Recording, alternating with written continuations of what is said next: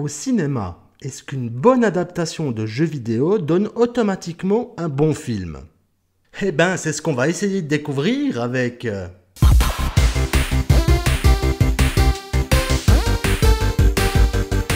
Hey les fans de ciné! Ici Critiqueur. Jusqu'ici, la relation entre Nintendo et le cinéma était, disons, tendue.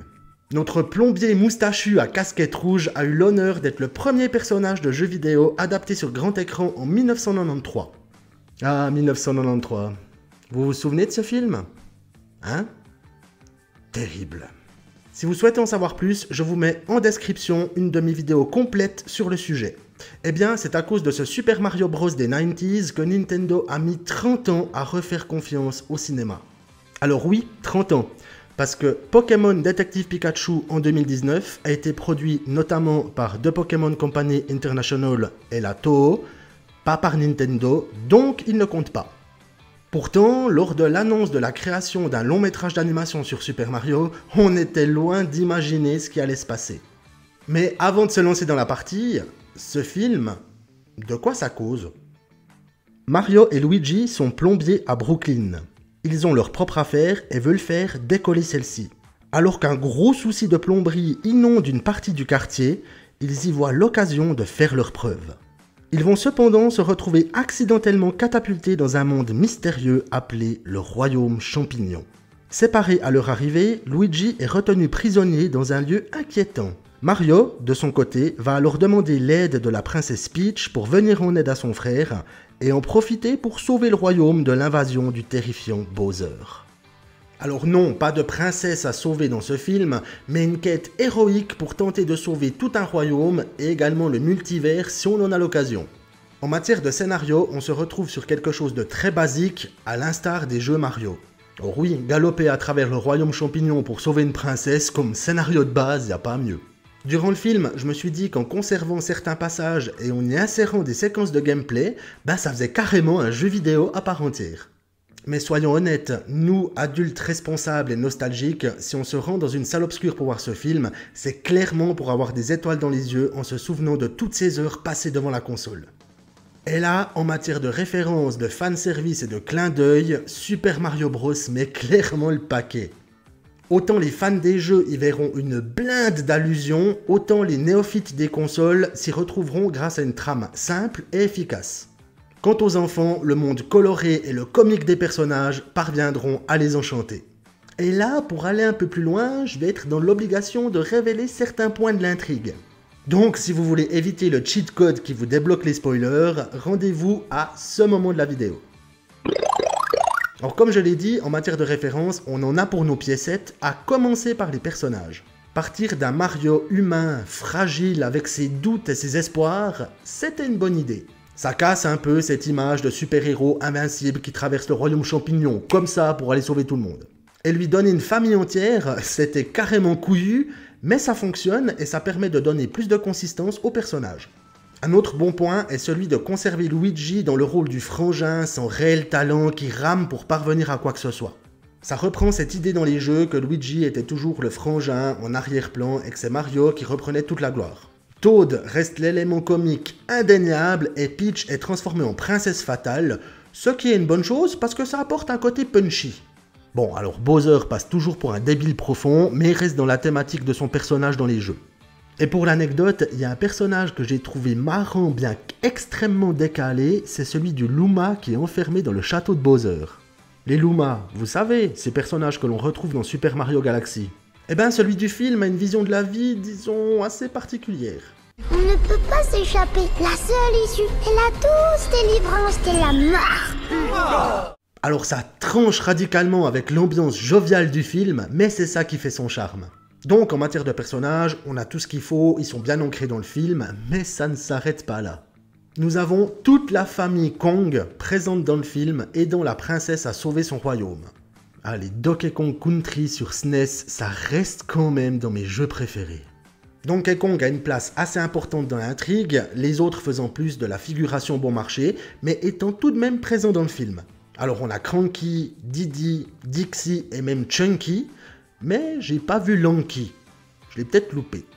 Il y a aussi des références un peu plus poussées, comme le gag de la princesse se trouvant dans un autre château fait par les deux Toads avant que Mario ne rencontre Peach pour la première fois, ce qu'on nous rabâchait à chaque fin de monde dans le premier jeu Super Mario Bros. Mais la princesse est dans un autre château. Bon, on se retape un niveau supplémentaire, y a pas de souci. Je sais pas, Mario, il aurait pas pu avoir la décence de trouver directement le bon château dans lequel se trouve la princesse. Non, faut qu'il se tape tout le royaume.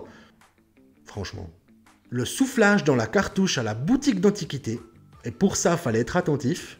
Et même l'apparition de Spike comme rival de Mario et Luigi en matière de plomberie. Ce personnage, qui n'est pas la bestiole qui t'envoie des bouboules à pic dans les jeux, vient en fait du jeu Wrecking Crew sorti en 1984. Alors là, clairement, c'est de la rêve de niveau expert.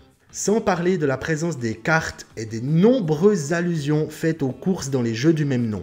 Saloperie de carapace bleue! Donc même les mordus de la saga Mario y trouveront leur compte.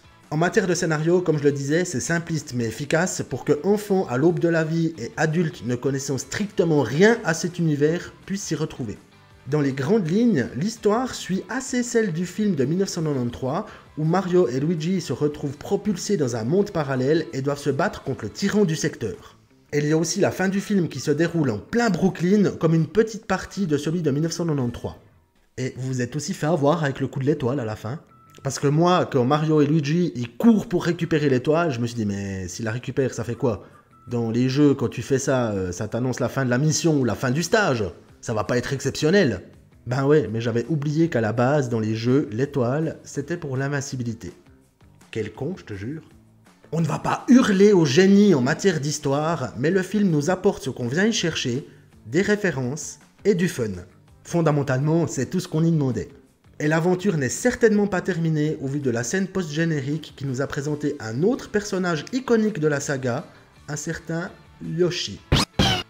Et il faut aussi préciser que les réalisateurs Aaron Horvath et Michael Jelenic sont peut-être connus des amateurs du petit écran car ils ont été développeurs, scénaristes et réalisateurs sur la série d'animation Teen Titans Go, visible sur Cartoon Network. Ouais, c'est sympa comme série, c'est complètement décalé. Pour en revenir au film, l'adaptation ici est plus cohérente que celle de 1993 qui voulait jouer sur trop de tableaux. Ici, c'est coloré, drôle et fun et l'heure 30 de film se bouffe comme de rien. Nous avons un produit final qui est totalement dans le tir de ce qu'on pouvait attendre de lui. Et malgré le fait que l'on surfe sur la tendance des mignons, Illumination Entertainment oblige, ça reste un coup de maître, car avec une base aussi fournie, réussir à nous pondre un film cohérent, c'est bien joué. Avec tout ça, on peut répondre à la question si une bonne adaptation d'un jeu vidéo au cinéma donne automatiquement un bon film.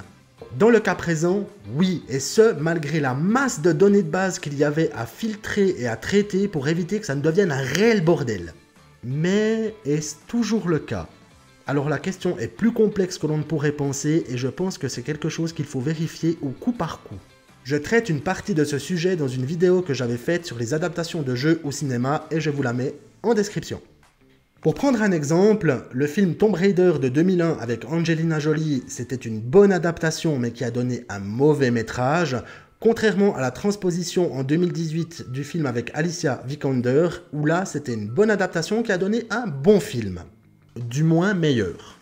En même temps, le film de 2001 était adapté sur la base des jeux avant le reboot vidéoludique de 2013, donc il n'avait pas les mêmes bases. Comme l'adaptation de Super Mario Bros en 1993 qui n'avait à ce moment-là que la base des jeux sortis jusque-là. C'était donc potentiellement plus complexe de faire une adaptation sans avoir connaissance des jeux qui sont sortis sur Nintendo 64, GameCube ou Switch et qui ont donné de la consistance supplémentaire. Bref, c'est plus complexe que ce qu'il n'y paraît et disons simplement qu'ici l'adaptation fonctionne, donne un bon film, mais ce n'est pas toujours le cas.